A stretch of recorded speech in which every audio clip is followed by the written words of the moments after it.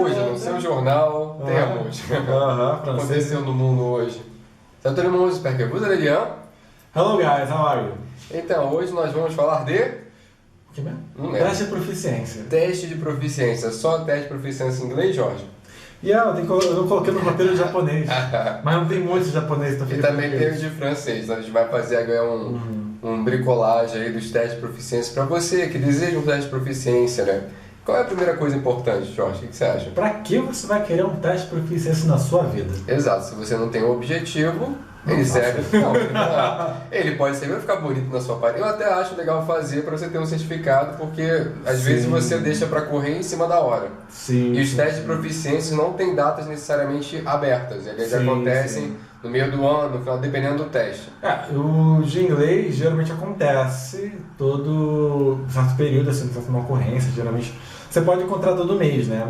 Só que também tem algumas coisas, tem uns poréns por aí, não tem? Porém, por exemplo, eu não sei de francês, só que alguns de inglês custam um olho, um braço e uma perna. De francês também é bastante caro, eu não lembro agora o preço, dependendo do nível que você vai fazer, dependendo do teste, ele pode chegar a R$800 a inscrição. É? Se for um teste, por exemplo, para o Canadá, que é o TEF, ele é caríssimo. Gente! Ele é muito caro. Eu posso depois verificar o preço, mas eu sei que é bem caro, porque meus alunos fizeram há um tempo e eu lembro que era uma nota.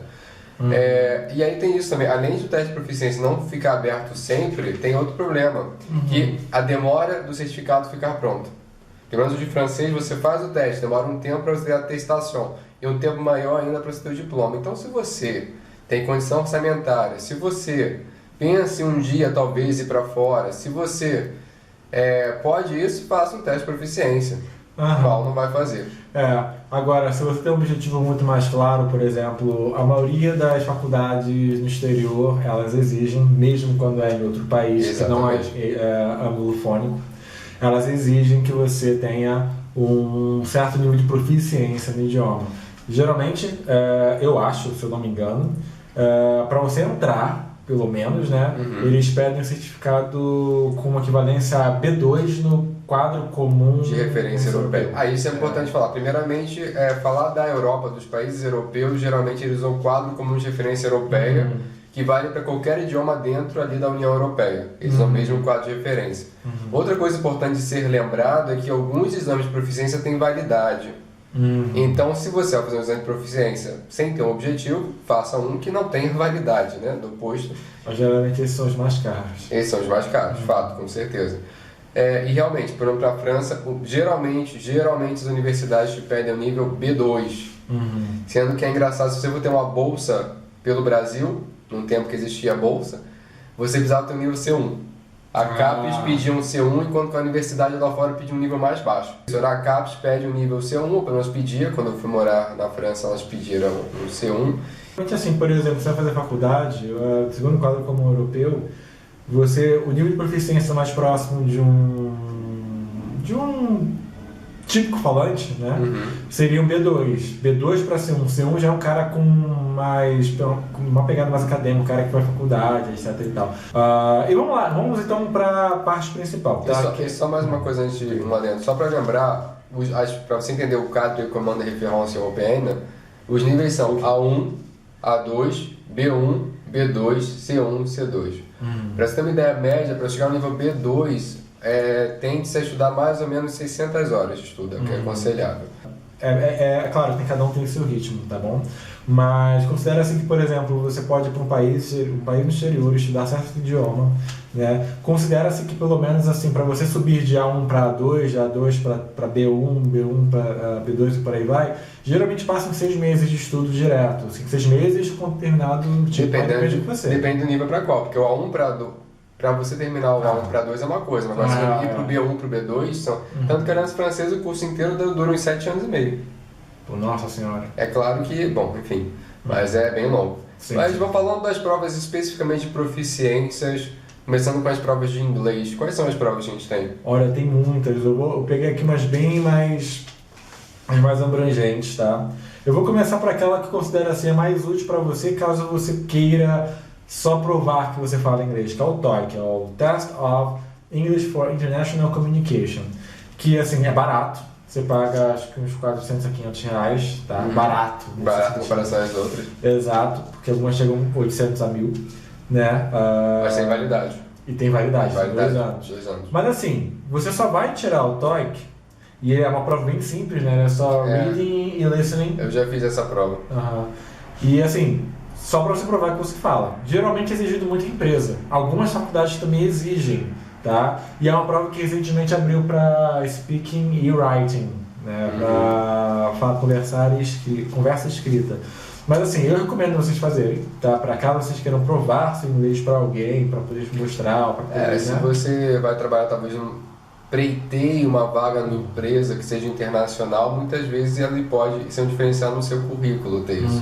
Quando eu dava aula em algumas empresas, os diretores eles prestavam de tempos em tempos essa prova para garantir ali o nível de inglês perante o RH, por exemplo. Sim. E é uma prova assim, relativamente fácil em comparação às outras, porque são provas de múltipla escolha, não vai exigir muito aquele esforço, são bem curtas. Comparativamente falando com as outras, são mais curtas, tá? Um dia a gente faz uma coisa mais específica para falar de cada prova. Se tiver comentários aí embaixo. Se tiver comentários, vocês querem que a gente faça uma prova específica, escreve nos comentários. E aí, se tiver um número legal, a gente faz o vídeo, né? Até porque agora a gente está morando em estados diferentes, então não é mais tão fácil a gente se encontrar.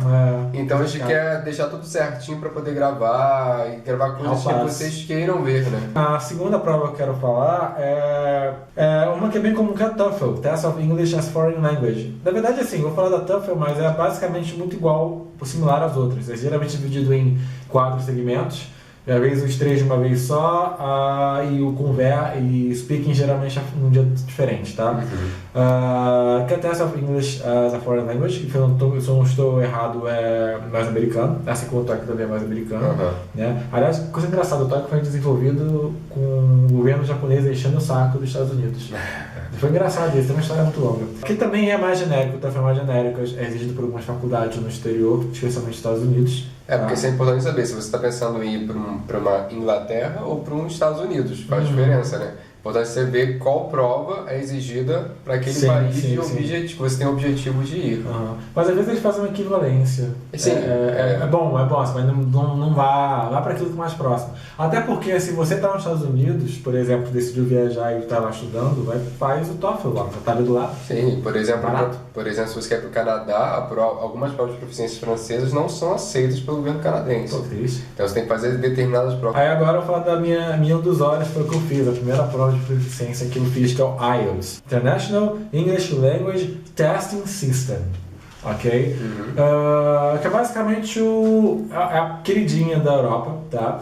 É a mais exigida para faculdades e é um modelo de prova que eu gosto muito, porque você faz a prova, você não tem que ser, diferente de uma outra que eu vou falar agora, que é de Cambridge, você não precisa ser o sinistrão para fazer uma prova de nível sinistro para provar que você é o sinistro. Você faz a prova, o resultado que der é o que você é capaz. Eles vão te dar um relatório da sua prova dizendo você é bom nisso na parte da fala, você é mal nisso aqui porque não sei o quê, e vai te deixar bem claro. Mas assim, você pode ser o sinistro, pode ser muito ruim, você faz a prova. Porque todas as provas que eu falei até agora são provas que medem o seu nível, mas não reprova. Não é exato, esse é excelente. Excelente, isso mesmo. Né?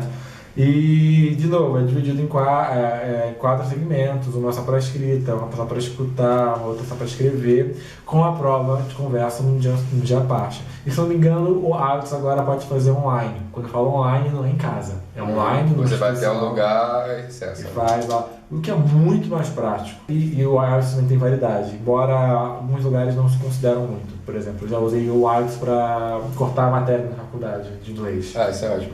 Eu cortei uns 3 semestres. Maravilha. Fiquei chateado porque eu queria estudar 3 anos, 1 ano e meio. Não, é que ele veio dar 10 em todos, ele deu 10 na primeira, 9 na segunda e 8 na última. Porra, sacanagem isso. Eu estudei tanto pra IELTS. Okay. E assim, vem Cambridge. Cambridge, quando eu falo Cambridge, eu falo de várias provas, tá? Que geralmente são divididas exatamente nesse sentido. Você faz uma prova para mostrar que você tem aquele nível. Você pode ser reprovado. As de entrada são o B2 First, ou então o First Certificate, tá? Que é para nível 2 do quadro comum europeu. B2. Ah, B2. B2. Nível 2 é que vocês mandam A1, A2 de nível 1, B1 e B2 de nível 2, C1 e C2 de nível 3, é isso? Não, B2 é já direto, já é o mínimo já. Já seria para poder entrar na faculdade. Ah, você está dizendo que a faculdade pede no mínimo B2. Essa prova.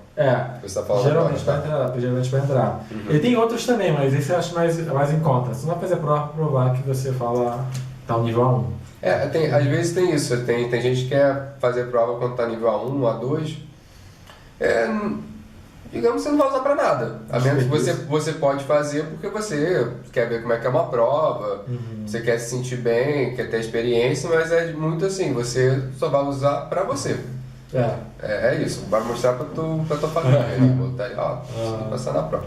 Aí tem as duas provas de Cambridge, que é o CAI, é o Certificate of Advanced English, que já é acima, já é C1. Ok. Que é essa, tipo assim, pra você mostrar que você fala igual um nativo, tá? E tem aquela que eu ainda não tirei, estou me programando para tirar, porque essas provas custam 800 a R$1.000. Pois esse é o grande problema. Né? Tem que parcelar. Pobre, é difícil. Que é o CPE, que é o Certificate of Proficiency English, que já é tipo você virtualmente fala inglês em um nível altamente elaborado, vocabulário. Com todos os elementos de coesão, coerência, questões sintáticas perfeitas. Sim, sabe? Claro, quando a pessoa usa palavras tipo rebuscadas. Não é uma palavra rebuscada aí. As a matter of fact. Eu gosto dessa palavra. Eu falei em português, mas as a matter of fact. Ok. Como é que era? Eu esqueci agora. Usa com qualquer mesóclise que serve, né? Vereloei, logo em breve. Valeu eu. Não, exato. E essas são Cambridge e Inglaterra, né? Cambridge e Inglaterra, mas eles, assim, em geral, por exemplo, pega o TOEFL, que é muito mais American English. Mas o IELTS para Cambridge antigamente era mais europeu, mas todas essas provas elas estão se direcionando para o International English, né? O inglês como língua franca. Mas uma coisa boa, tanto o IELTS quanto o Cambridge não tem validade. Não, IELTS tem. IELTS tem validade? Não, pois Cambridge não tem validade, eu acho que esse é o grande ponto. E aí, tem mais alguma pra você falar? Não. Tem outras. Só que essas são as principais. E essas, se você fizer uma delas, há uma grande chance que nenhuma faculdade te barre. E aí, lembrando, né, se você não tem nenhum objetivo específico no momento, a Cambridge seria mais interessante porque é a única que não tem validade. Né? Exato. Você vai fazer uma prova que tem validade geralmente 2 anos, e se você não tem nenhum objetivo... E eu recomendo, façam só uma vez. O que eu quero dizer com isso... É tipo tirar a carteira de motorista. Exato. Tá bom. Exato, depois você renova. Depois você renova. O que eu quero dizer com isso, assim, não vá fazer de qualquer jeito, não vá por curiosidade, porque se você vai gastar um dinheiro que talvez você... possa fazer outra coisa. Exato, então tipo assim... Você pode contribuir com o nosso... Contribua com o canal. Mas essa é a verdade. Você vai fazer a prova, você tem que ter noção de que você vai gastar uma grana. E se você gastar, você não pode gastar assim de maneira leviana, sabe? Você faz com objetivo. Gasta R$800 a R$1.000, dependendo de onde você vai fazer, porque tem umas taxas ainda por cima. E você é reprovado, vai ser chato. Especialmente para as de Cambridge, porque as de Cambridge elas vão dizer, elas te reprovam pelo seu nível, entendeu? IELTS não, mas mesmo assim... porque às vezes, você fez uma IELTS, você tirou A2, tipo... Não é tão interessante, né? Não é. Na faculdade cobra isso, na empresa cobra isso, então assim, não é legal. Lugares cobram esses níveis fazendo entrevista. Pois é. Em relação às provas de francês, eu diria que tem 2 provas que são mais importantes, né? Na verdade, o primeiro grupo de provas que é o DELF e o DALF. O DELF você faz para provar o seu nível, não necessariamente é uma formação de professores como você tem em inglês, né? Para poder dar aula de inglês no mundo. No DELF, o DELF, que é o elementar é A1, A2, B1, B2, que é o caderno comum de referência europeia.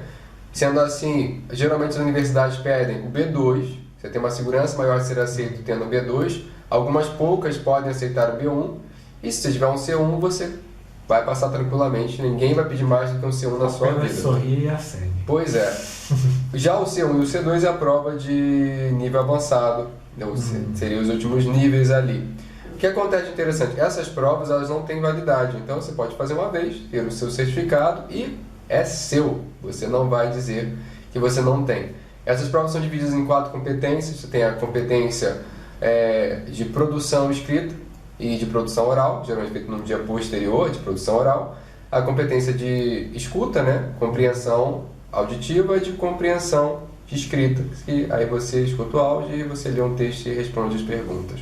Além dessa prova, outra prova que está muito em voga hoje em dia, para a gente que é brasileiro, é o TEF. É o teste de avaliação do francês, porque essa é a prova, uma das provas pedidas pelo Canadá, para caso você faça um processo de imigração. Por exemplo, o DELF não vale para o Canadá não aceita. Ele aceita o TEF e algumas outras provas, mas aqui no Brasil o TEF é a mais cotada porque você pode fazer essas provas na Aliança Francesa e tem mais possibilidades. Inclusive são poucas vagas para fazer a prova, às vezes a inscrição abre hoje e no mesmo dia acabou as vagas. Que triste. E aí você tem que ficar correndo procurar o TEF em outro lugar. Para você que mora no Rio de Janeiro tem mais facilidade, o São Paulo, mas se você mora em estados mais afastados, você tem um problema maior para fazer essa prova.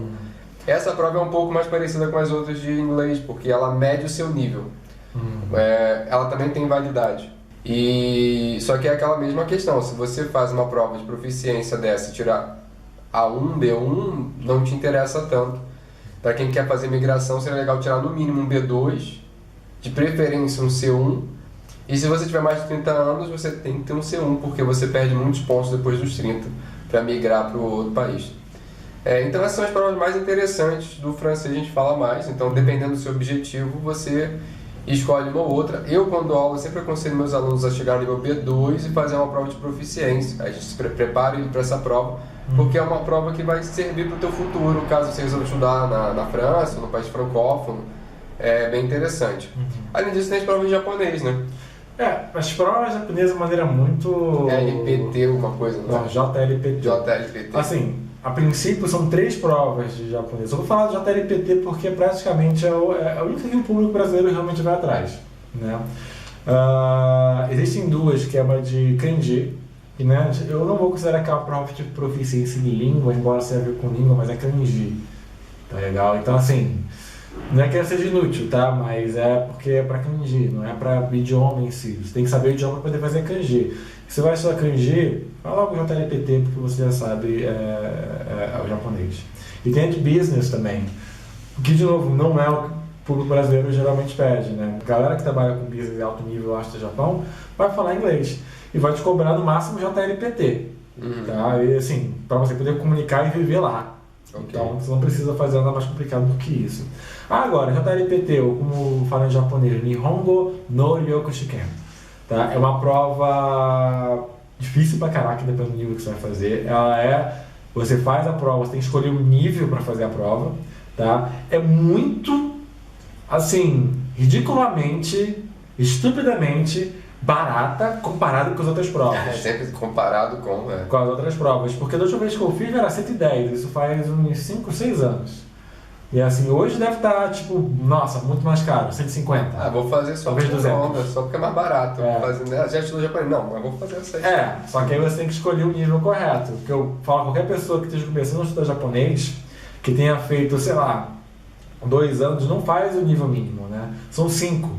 Né? N5, N4, N3, N2 e N1. Que basicamente seria... que seria A1, A2... Só que de trás para frente, é isso? 5 é A1... 5 é A1 para A2, 4 é A2 para B1. Aqui seria B1 para B2, para B1 para B2, ou quase um B2. O N2 é praticamente um C1. O nível N1 é tipo praticamente nível Kami-sama. Você sabe muito japonês e é muito difícil a prova. E é a prova mais longa. Agora, uma coisa que é engraçada sobre o japonês, e isso é uma crítica que todo mundo tem quanto a ele, quanto ao JLPT, quero dizer, é que embora seja uma prova muito difícil das pessoas conseguirem, ela cobra demais do aluno, ela não tem prova oral. Acredito que é porque é questão de inteligência, da inteligência que te pede para fazer aquela prova, né? Suponho que é uma inteligência mais de memória. Mas assim, óbvio, se você consegue responder tudo, você sabe muito bem japonês, mas a exigência de uma prova oral, por exemplo, ela poderia guiar um pouco mais os cursos para serem feitos. Por quê? Porque é uma coisa que eu sinto falta na minha formação quando eu estava estudando, é que você não tem uma conversação assim muito mais fluida no comecinho, porque é muito preso a ideia. Porque pessoas que fazem JLPT no Ryokushiken acabam estudando para pessoas que estudam japonês acabam, no fim da vida, fazendo o JLPT. Então todos os materiais didáticos são direcionados a isso. Enquanto que materiais didáticos, a mesma coisa acontece com materiais didáticos de inglês. Eles te direcionam você para uma certa competência. E a partir do momento que direcionam uma certa competência para alguma coisa, você é meio que abstrato. Mente? Bom, voltando, só pra gente... Só para finalizar, a gente teve um corte aqui para problemas técnicos. Então, o grande problema do Ryokushiken é que, assim, como a prova é muito fechada para um determinado nível de competência, que isso dita a regra dos materiais didáticos. E você sente, pelo menos as pessoas que falam japonês no começo, elas sentem que são um pouco muito limitadas. Assim qualquer pessoa que começa. O problema é, essa limitação ainda é muito mais restrita. Porque a prova exige um afunilamento de habilidades. Então, beleza. Então, essas são algumas provas de proficiências. Inglês, francês, japonês. Se você quer que a gente faça uma prova específica, a estrutura de uma prova, coloca nos comentários. A gente pode pegar uma prova e falar especificamente dela, como ela funciona, como são os níveis. A gente já passou por essas provas, na verdade, a gente já conhece as provas. Então, beleza. Espero que vocês tenham gostado. Deixa o like, o joinha, curte, compartilha. Se inscreve. Merci bien. À la prochaine. Agora falando japonês, comecei em inglês. Matar, né?